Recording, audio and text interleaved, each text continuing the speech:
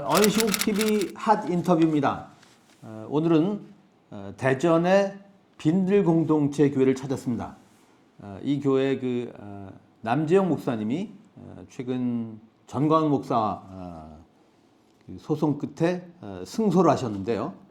최근까지 이 교회 외벽에 전광훈 목사 사진에 머리에 뿔을 합성해서 이런 사진을 걸고 하여튼 전광훈 목사 비판을 지속적으로 하셨는데 이 현수막이 문제가 돼서 이제 소송전을 벌이신 것으로 알고 있습니다. 목사님 고맙습니다. 시간 내주셔서. 네, 반갑습니다. 예. 네. 그러니까 이 소송으로 몇 년 만에 승소를 하신 걸로 알고 있습니다만은 목사님 남대로 이제 전광훈 목사를 같은 목회자지만 이제 괴물로 규정을 하셨어요. 예, 예, 예. 네. 왜 괴물입니까?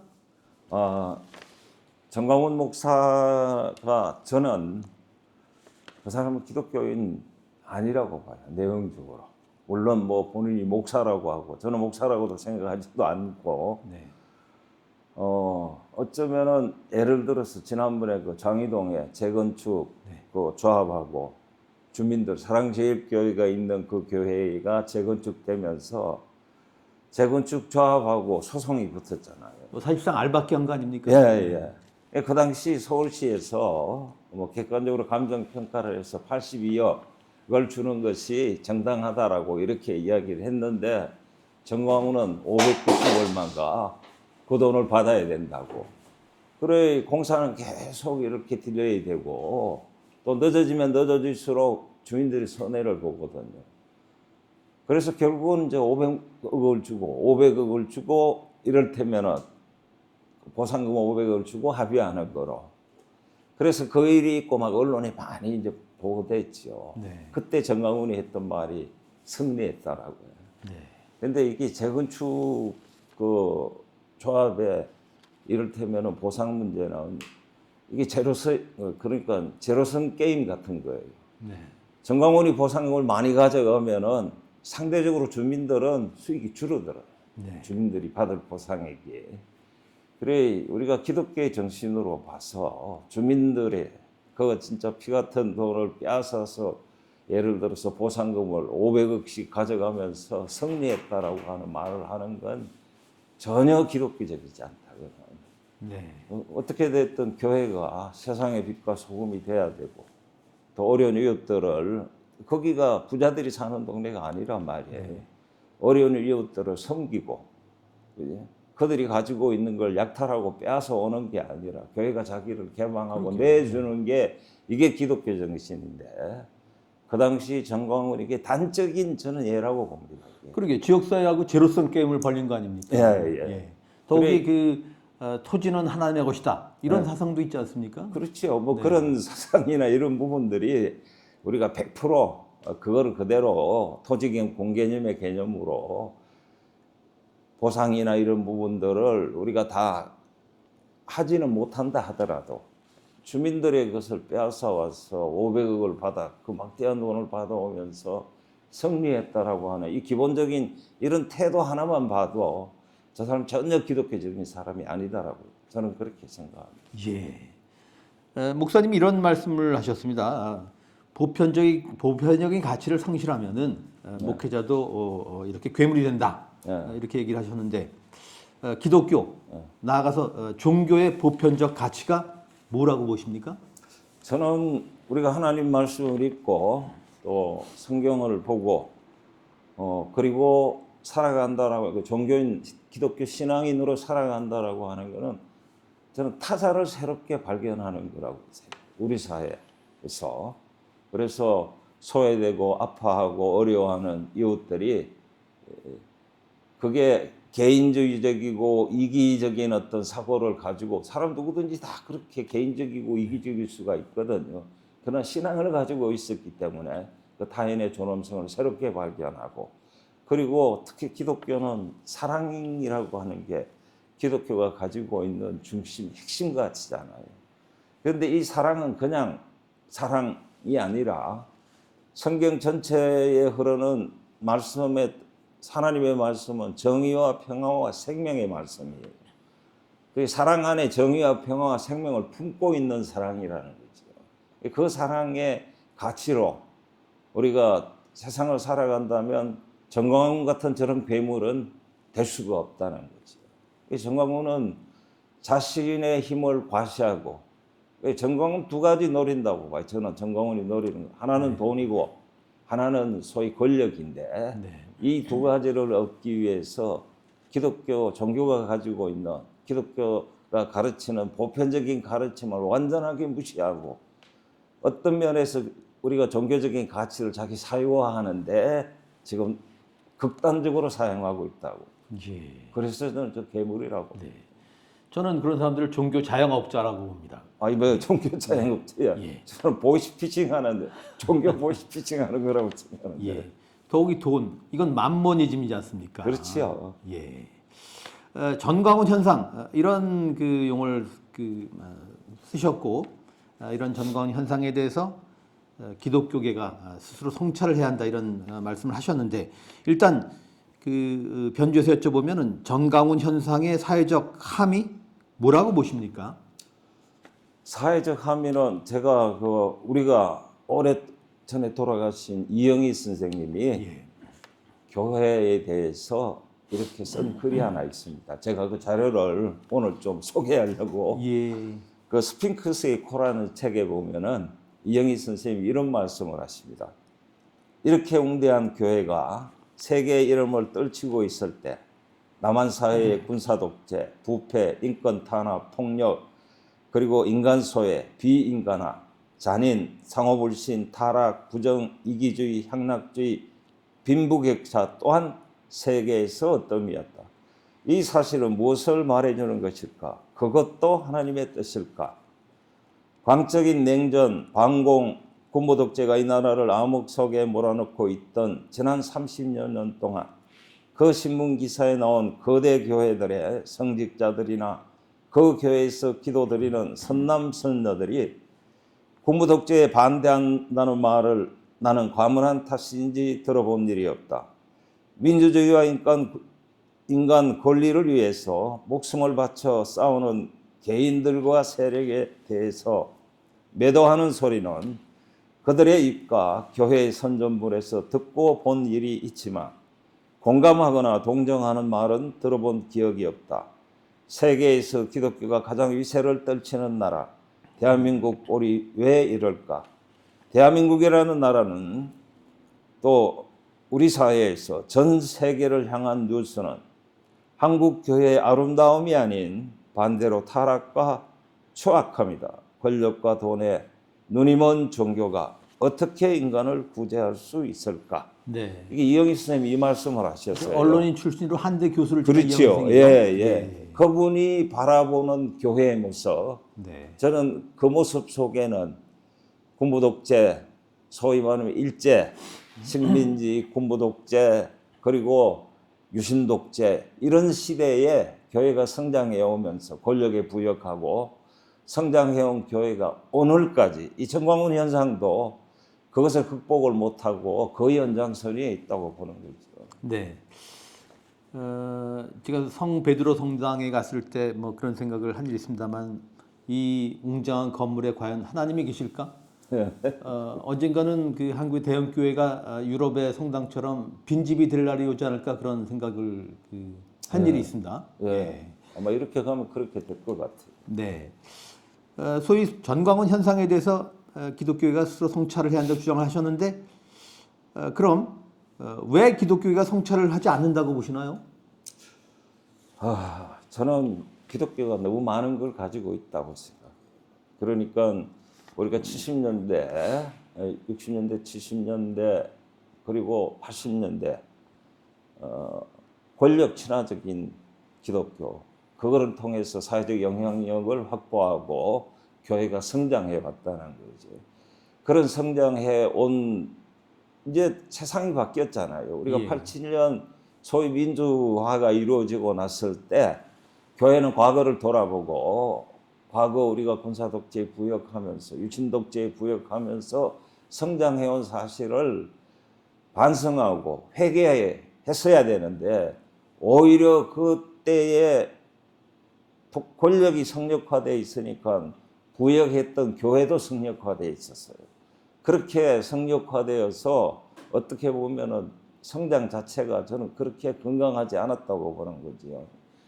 그때 그렇게 건강하지 않은 성장을 해온 교회가 자신의 기득권을 지키기 위해서 저는 그러고 있다라고 생각합니다. 네.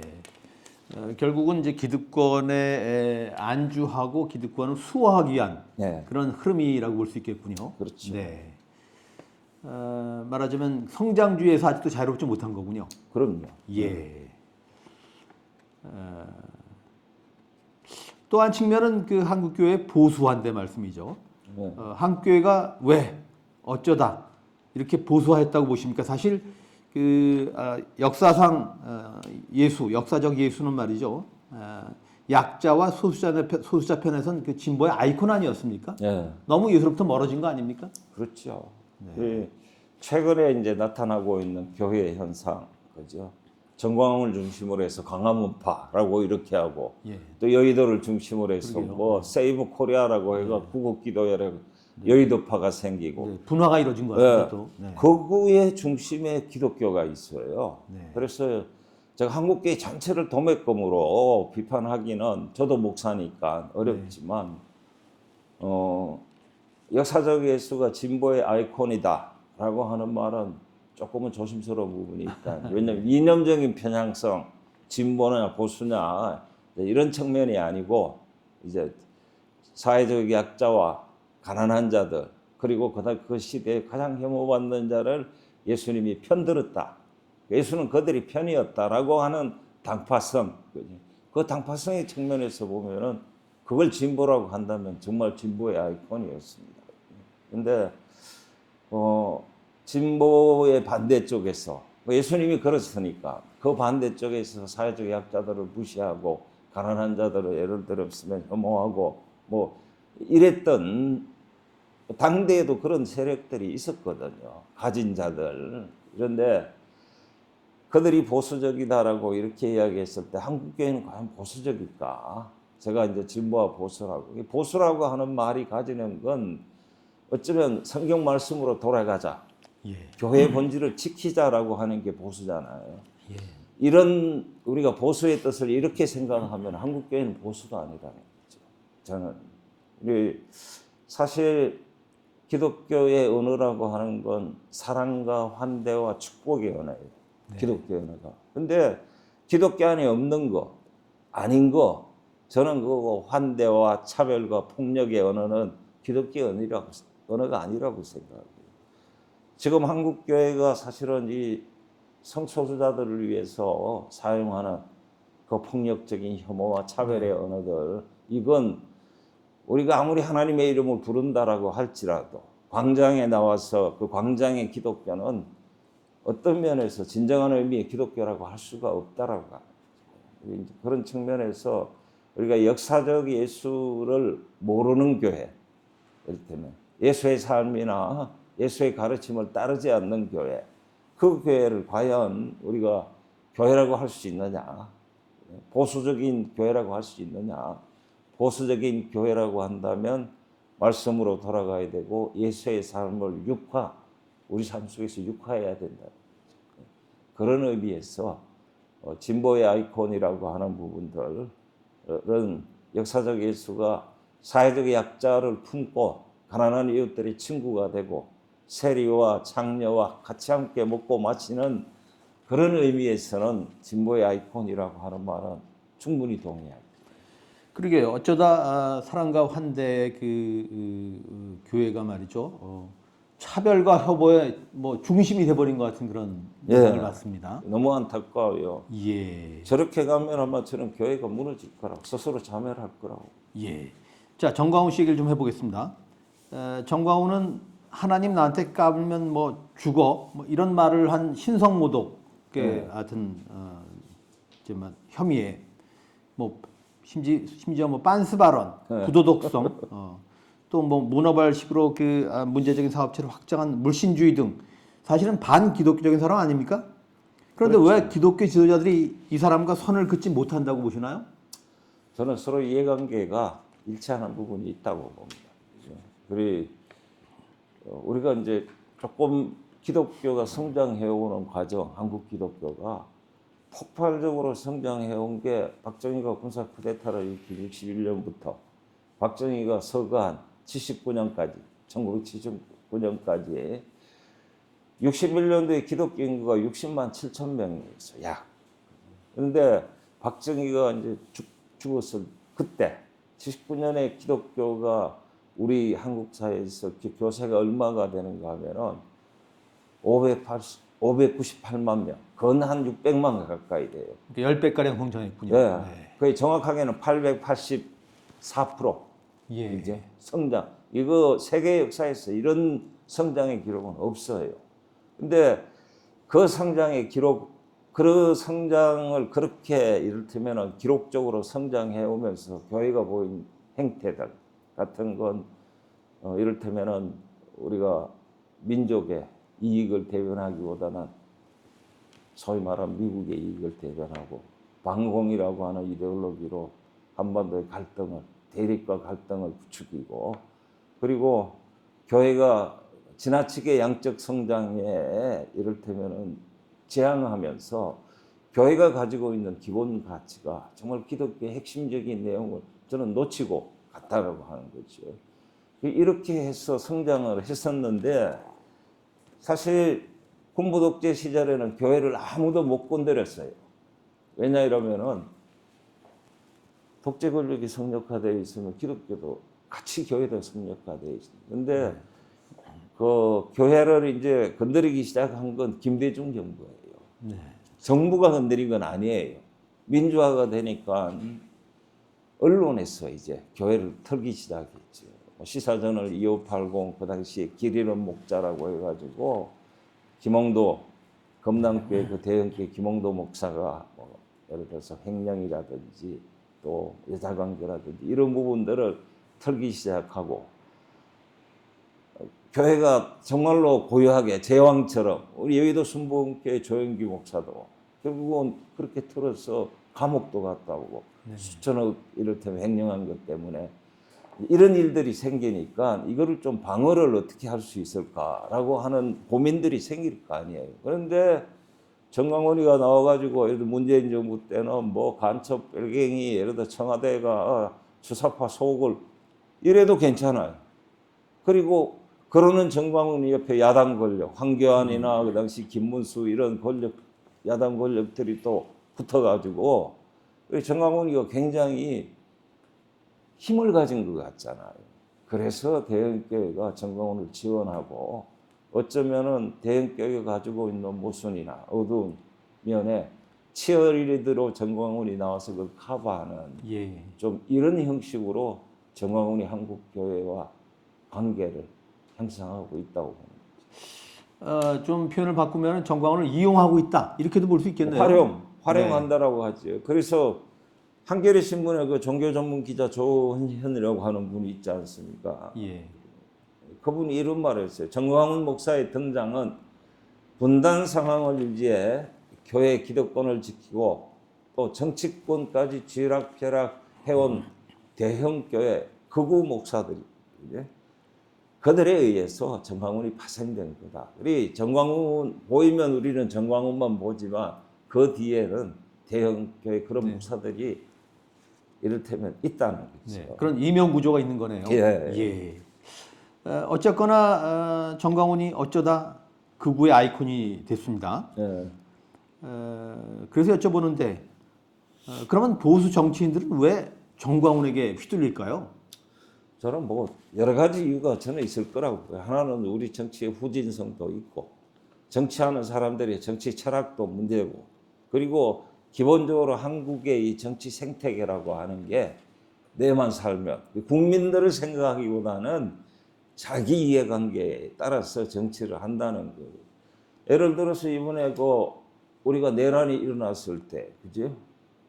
내란은 왜 됐든 우리가 민주주의가 시민을 지켜준 게 아니에요. 이번 내란에서 우리가 확인한 건 시민들이 민주주의를, 대한민국의 민주주의를 지켰어요. 그랬죠. 예. 누가 지켜야 되는 거예요? 정치인들이 사실은 자기가 목숨을 걸고 그거 하라고 국민들이 찍어주고 정치 예를 들어서 국회로 보내고 그런 거 아니겠어요? 그런데 이 사람들의 행태가 어떠냐는 거예요. 내란 그 쿠데타, 소위 친위 쿠데타를 옹호하고 의됐던 그 치데타 세력들을 지금 앞장서 가지고 윤석열 대통령을 이를테면은 뭐 거들어주고 이러고 있는데 이 세력들이 정광훈이 힘이 있다라고 생각하는 거예요.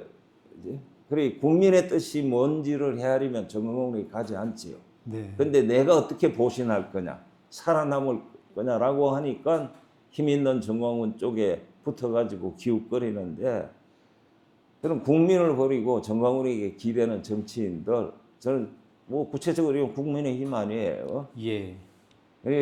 국민이 사실은 물고기고 정치인은 아니 국민은 물이고 정치인은 물고기예요. 네. 그렇잖아요. 물을 떠나서 어떻게 해요? 민주주의를 지킨 시민을 거슬러가는 국회의원들은 저거는 국민에 의해서 퇴출당할 거라고 저는 그렇게 생각합니다. 네. 정광훈이 힘이 없었으면 그리고 정광훈이 광장 아스팔트 구구들에게 이 정치인들이 알게 모르게 내란을 옹호하면서 광장을 결집하고 광장을 지원해 왔던 거 아니에요. 예. 뭐 이런 행태들이 그런 아마 이번 내란 국면에서 여실히 이렇게 드러났고 네. 국민들이 용서 안 할 거라고 생각합니다. 예. 그러게요. 윤상은 의원 같은 정치인은 정광훈 집회에 가서 거의 90도 인사를 뭐 하지 글쎄요. 않습니까? 예. 예. 뭐 거기에만 가는 게 아니더라고요. 이게 정광훈하고 둘이 나눠져 있는데 여의도하고 광화문 나눠져 있는데 예. 양쪽을 왔다 갔다 그렇군요. 힘 있는 쪽은 어디든지 가서 네. 윤상현이도 그 민주당 아니 저 국민의힘 국회의원들이 양쪽에 왔다 갔다 하면서 힘이 있다라고 하는데 자기 소속감을 거기 참여하면서 발언하면서 그렇게 네. 드러내는 거죠. 저희가 언론단체로서 소위 권한유착을 비판합니다마는 말씀 들어보면 교회가 권력과 유착하는 문제도 이게 심각한 것 같습니다. 네. 권교유착이라고 할까요? 네. 그러면 이 권교유착을 통해서 교회가 얻는 보상은 뭔가요? 그 권한 유착이 있으면 어떤 일이 있는지 우리가 단적으로 80년대 전두환을 보면은요. 전두환이 5.18 그러니까 쿠데타를 일으켜서 5.18 광주 시민들을 학살하잖아요. 네. 그리고 나서 한 3개월도 안 돼서 약 3개월쯤 돼 전두환이 그 예편을 해요. 국보위 상임위원장을 내려놓고 자기가 별 2개 때 쿠데타를 일으켰는데 별 4개를 달고 이제 예편을 하는데 그때 교회가 8월 6일 날 전두환을 위한 조찬 기도회를 열어줍니다. 그리고는 8월 11일부터 15일까지 이게 이제 참 우리가 한국 기독교가 가지고 있는 저는 이 고질적인 정말 행태인데 권력이 위기에 불의한 권력이 위기에 빠지면 여의도에서 수백만 뭐 수십만의 군중을 동원해 가지고 권력을 지원해 늘 그 기도회가 여의도 광장에서 40만 기독교인들을 모아가 세계 복음화 대성회라고 하는 걸 엽니다. 15일까지. 네. 그럼 15일 그걸 마치면 16일에 체계화를 사퇴시켜. 그리고 21일 날에 정군 지휘관이 모여가지고 전두환을 대통령으로 추대합니다. 그리고는 29일 날 장충동에서 투표를 해가 대통령 당선을 시키지. 레드카펫을 깔아줬다는 거지. 전두환에게. 그건 기독교가 그렇게 뼈아프게 저는 이거를 반성해야 된다고 생각합니다. 왜 그럴까? 결국은 권력 유착을 통해서 대형교회로 성장하고 그리고 대형교회로 성장한 자기 기득권을 지키기 위해서 여전히 또 그 불의한 권력을 지원하고 이런 것 때문에 지금도 그 문제가 아직은 우리 안에서 이런 권교 유착 관계가 해결되지 않고 또 이제는 좀 시대가 달라졌잖아요. 예. 그러니까 교회가 가지고 있는 그 불안감, 자기를 지켜줄 울타리가 지금은 없어요. 네. 그 불안감 때문에 오히려 정광훈 현상이나 이런 것들이 더 강화되고 있다고 생각합니다. 네. 그러니까 교회가 권력자와 거래를 했던 거군요. 그렇죠. 네. 뭐 거래를 했다기보다 일방적으로 권력을 돕고 네. 예, 그래서 권력과 사회에서 객관적으로 보기에 권력과 유착 관계로 해서 권력을 적극적으로 부역하니까 예. 권력은 뭔가 이를테면 줬을 거 아니에요. 사회적 영향력을 행사할 수 있는. 반대급부를 지고 예. 하거든요. 예. 그래서 보니까 교회가 굉장히 영향력이 있는 집단이고 이제 이렇게 사람들이 생각되니까 많은 사람이 또 교회를 이를테면은 전도의 효과가 있었다는 거예요. 그래서 대형 교회로 성장하게 된 거죠. 네. 이건 번외 질문입니다만 전광훈을 역사상의 인물하고 한번 비견해 본다면 누구에 비견할 수 있겠습니까? 역사적인 인물이요. 네. 글쎄요. 저는 뭐 전무후무한 인간이라 가지고 네. 자신의 이익을 사리사욕을 위해서는 무슨 짓이든지 할 사람이라서 나라도 팔아먹을 사람 같아요. 예. 완전 이한용 같은 인물하고 비교할 수 있지 않을까 싶습니다. 네. 그렇다면 기독교계가 혹은 교회가 이 시대에 제시해야 할 시대 정신이 뭐라고 보십니까? 그래 이제 오늘 교회가 보이는 현상, 보수의 구심점이 지금 정강훈 하나로 있다. 이 두 개가 이제 극우 세력의 거구 광장의 구심력이 되고 있는 교회가 뭔 시대 정신을 이야기할 수 있겠냐? 저는 솔직하게 그런 생각은 들어요. 드는데 우리가 성경의 말씀으로 복음서에 보면은 예수님이 그런 말 하죠. 네 마음과 목숨과 뜻과 힘을 다해 하나님을 사랑하고 그리고 내 이웃을 내 몸과 같이 사랑하라라고. 이 하나님 사랑과 이웃 사랑은 기독교의 사실은 보편적인 가치이죠. 이거를 지키는 것이 저는 교회가 이 세상을 향해서 이를테면은 제시할 수 있는 시대 정신이라고 생각합니다. 예를 들면은 기독교는 우리 뭐 신앙생활 하시는 분들은 그래요. 내가 하나님한테 어떤 모습으로 서 있는지, 내가 기도해서 성공하게 해달라든지 부자 되게 해달라든지 좋은 차 타는 대체로 한국 교회 기도가 이런 기도인데 이건 주술이에요. 기도는 오늘 내가 한 사람으로서 하나님 앞에 어떤 모습으로 서 있냐, 내가 사람의 얼굴을 하고 서 있는지 사람의 꼴을 아니면 개나 돼지 같은 꼴을 하고 서 있는지 내가 돌아보고 인간의 모습으로 돌아오라는 거죠. 기독교적인 가치 하나님 사랑과 이웃 사랑은 저는 이렇게 생각합니다. 어느 날 내가 이렇게 밥을 먹다가 밥상 위에 이 밥 한 그릇이 이 밥 한 그릇을 위해서 누군가는 지난 여름 땡볕에 그 논에서 등골을 태우면서 일했던 농사꾼 아무개 씨가 있을 거 아니에요. 나는 이름도 몰라요. 성도 몰라. 그러나 그가 존재했기 때문에 내가 오늘 이 밥 한 그릇을 먹을 수 있다라고 생각했을 때 내가 살아가는 삶이 이 밥 한 그릇이 그 농민의 노고에 빚지고 있다라고 하는 그걸 깨닫는 거지요.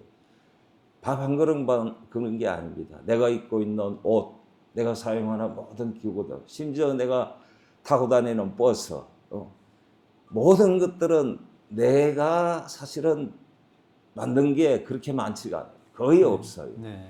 타인의 노고에 의해서 내가 살아가는구나. 이런 생각을 하다 보면은 내가 주체적으로 살아가는, 예를 들어서 내가 살아가는 사람이기보다는 사라지는 존재다. 타인들의 노고에 의해서 사라지는 존재다라고 하는 걸 깨달을 때 그 하나님의 말씀이 생명을 내 안에 찾게 되는 거죠. 그래서 남이란 없다. 다 내 또 다른 영혼들이지. 우리 사회. 그래서 타자를 새롭게 발견하게 하는 게 저는 이게 기독교의 핵심 가치라고 보고 이것만 제대로 기독교가 정신을 차리고 정말 하나님의 말씀을 제대로 지키면 우리 사회를 굉장히 맑고 아름답게 만들어갈 수 있다고 생각합니다. 네. 그러니까 우리가 알든 혹은 미지의 사람이든 타인들이 바로 우리의 이웃이군요. 예. 또 그런 이웃에 대한 사랑이 곧 하나님에 대한 사랑의 표현이다. 이렇게도 볼 수 있겠습니다. 그렇죠. 예수님이 이야기하는 이웃은 내 중심이 아닙니다. 네. 예를 들어서 내 옆집에 철수 아빠, 뒷집에 장씨, 뭐 앞집에 이사장 이게 아니고 성경에 보면 그 강도 만난 사람들의 이야기의 결론은 그거거든요. 지금 누가 강도 만난 사람의 이웃이 되는 거예요. 지금 고통 가운데 있어 나를 필요로 하는 사람이 누구냐는 거지. 우리 사회에. 네. 우리 사회적 약자나 소수자나 어려움을 겪는 이들이 교회에 손을 내밀 때 교회가 그걸 따뜻하게 품어줘야 되는데 오히려 교회는 그걸 내치고 혐오하고 차별하고 이제 우리 시대 교회가 그런 모습이라고 하는 게 전 너무 안타까워요. 가슴 아프기도 하고. 이런 질문을 드려보겠습니다. 교회가 존중해야 할 우리 사회 집단 지성의 외침 뭘 꼽으시겠습니까? 저는 우리가 12.3 내란, 네, 아까 이제 잠깐 이야기했지만요. 우리나라 민주주의 누가 구했나요? 시민이 구했어요. 민주주의가 시민을 보호해주지 못했습니다. 예. 나는 그 시민들의 뜻이 집단 지성이라고 그렇게 교회가 귀담아 듣고 정말로 그 시민들의 집단 지성 속에 저는 하나님의 목소리를 들어야 된다고 생각해요. 하나님의 뜻을 헤아려야 되고 우리 이런 측면에서 오늘 교회는 어떤 모습을 보이고 있느냐. 예? 오히려 내란 세력들을 옹호하고 동조하고 거구 집회를 벌여가지고 그들을 의대했던 뭐 힘을 실어주고 이런 거는 집단 지성에 역행하는 거지, 거슬러 가는 거지.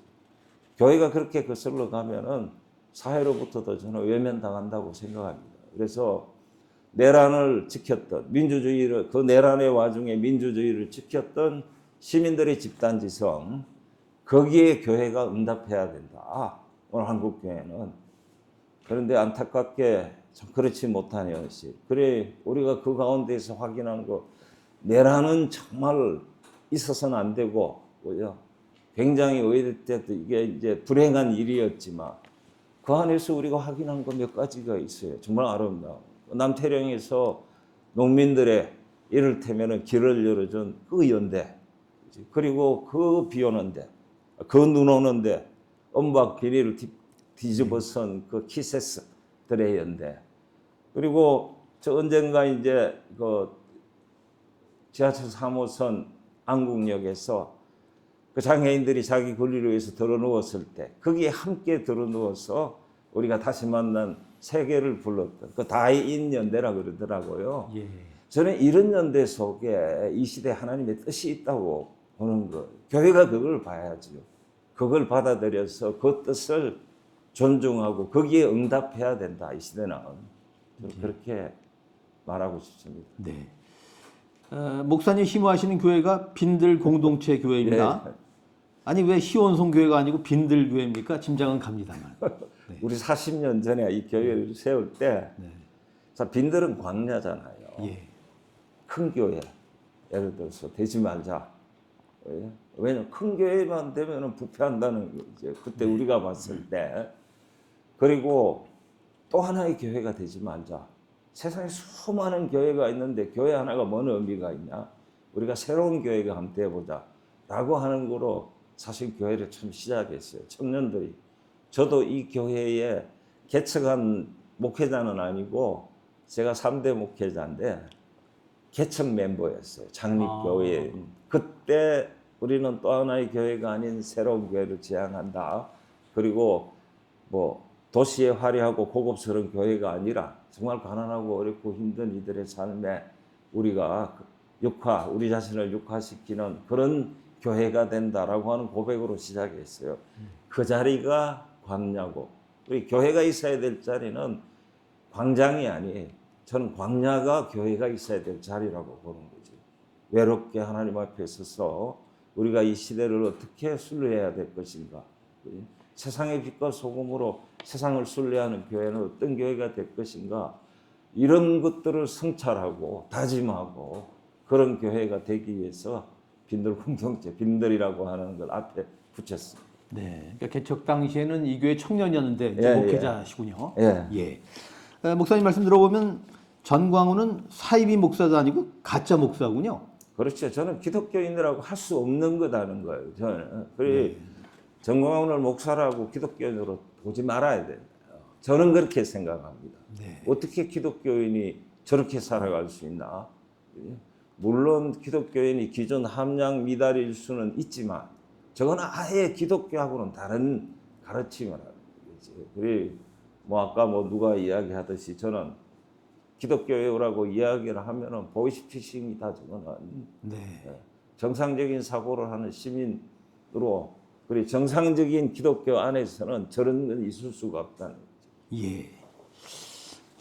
준비한 마지막 질문입니다. 제가 알기로는 그 지난해 퀴어 문화 축제에 참석하셔서 네. 성소수자를 축복했다는 이유로 소속 감리교단으로부터 가장 무거운 징계인 출교를 당하셨죠? 네. 예. 법원에 그래서 징계 무효 및 가처분 신청 소송을 제기하셨습니까? 예, 지금 이제 그 출교무효 소송을 내놓고 네. 지난 2월 5일 날 이제 같이 그 출교 효력 정지 가처분을 같이 냈어요. 지난 2월 5일 날 1차 신문을 했습니다. 그때 판사가 28일까지 서로 이렇게 보충할 자료들을 내고 그러면은 3월 달쯤에서 결론을 내겠다고 그렇게 해서 지금 상태는 그런 상태예요. 네. 그리고 뭐 우리 교회에서는 제가 이제 담임 목사를 더 이상 이미 행정 조치라고 하는 게 감리교회는 그런 출교가 당하면 행정 조치를 해요. 그래서 이제 담임 목사 대신에 저는 출교돼서 담임 목사 자격을 상실해 버렸고 그렇군요. 그러면 그 교회에 직무대행을 담임 목사 직무대행을 세웁니다. 감리사가 와서. 예. 그래서 그거를 지난번 1월 23일 날 했습니다. 그렇군요. 했어요. 이제 공식적으로는 이 교회는 담임 목사 직무대행이 예를 들어서 이 교회를 대표하고 저는 뭐 이제 지금으로서는 아무것도 교회에 할 수 없는 그런 상황입니다. 네. 이런 질문을 드려보겠습니다. 예수님이 이 땅에 다시 오신다면 성소수자를 어떻게 대할 거로 보십니까? 예수님께서 우리가 상식적인 질문을 또 저도 한번 해봅시다. 우리가 성소수자들을 영혼을 가진 사람으로 볼 거냐 아니면 영혼 없는 존재로 봐야 될 거냐 100% 성소수자도 영혼을 가지고 있는 사람이에요. 예수님께서 당연히 그 영혼을 품어주시고 그 영혼의 상처를 쓰다듬어 주시고 그렇게 하셨겠지요. 그리고 하나님의 은혜에 도달할 수 있도록 그렇게 인도하셨겠지요. 그런 이야기를 그거는 우리 사회가 상식을 가지고 있으면은 그렇게 해야 된다는 거죠. 거룩한 방파제라고 하면서 또 개신교만큼 동성애를 극악하게 이를테면 폭력적으로 차별하고 혐오하는 데가 없다는 거지요. 그런 측면에서 우리가 예수님을 따르는 기독교인들 보면 너무 안타깝다 생각합니다. 네. 말씀 들어보면은 참 한국 교회가 예수로부터 너무 멀어졌다 그런 그렇죠. 생각이 듭니다. 예. 저는 뭐 성소수자로 인해서 제가 이렇게 출교를 당했지만 저는 목회적인 관심이었어요. 그들도 하나님의 은혜에 도달해야 된다라고 하는 거. 그런데 그게 동성애를 찬성하는 거라고 해서 저를 출교를 시켰는데 100번이라도 저는 동성애자들이 하나님의 은혜에 도달해야 되고 그들이 영혼을 가진 존재이기 때문에 교회가 그들을 환대하고 축복해야 된다라고 저는 그렇게 믿고 있습니다. 예. 언시국 TV 핫 인터뷰 오늘은 정광훈 목사를 비판하고 전광훈 현상을 분석해 오신 대전 빈들공동체 교회 남재영 목사님을 만났습니다. 목사님 고맙습니다. 네, 반갑습니다. 네, 고맙습니다. 네.